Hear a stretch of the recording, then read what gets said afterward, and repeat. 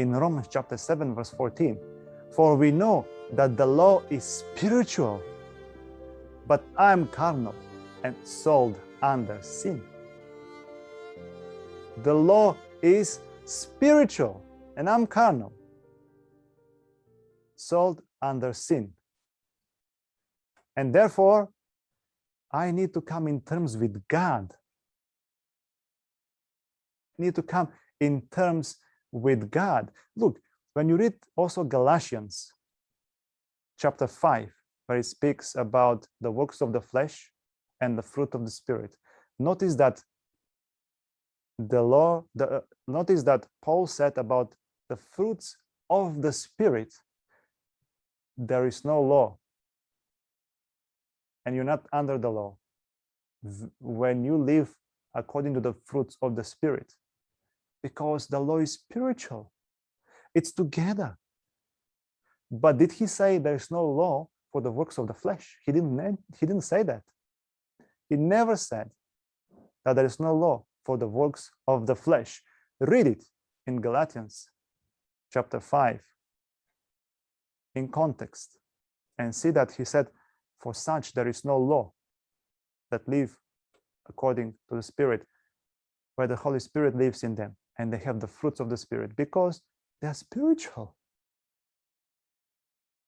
Their characters are in accordance with the law. But for the works of the flesh, he didn't say that there is no law. He did not say that. For I'm carnal and sold under sin. Therefore, I must come to terms through Christ, by faith, by his grace and mercy, in the rightful terms with my Father in heaven, keeping his whole law. What does Titus say? Titus chapter 2, verse 14, who gave himself for us. Lord Jesus gave himself for us, that he might redeem us from all iniquity and purify unto him a peculiar people, zealous of good works, according to the standard of God. So what happens first? So it says, who gave himself for us, that he might redeem us from iniquity. We just read before what is iniquity. Iniquity is lawlessness, violation of law, which is lawlessness. And then purify unto himself a peculiar people. Such people that are not like the all others out there, a peculiar people, and they are zealous of good works. Not because to be saved, but because they're already saved and they become zealous of good works, that the grace of God be perfected in their lives.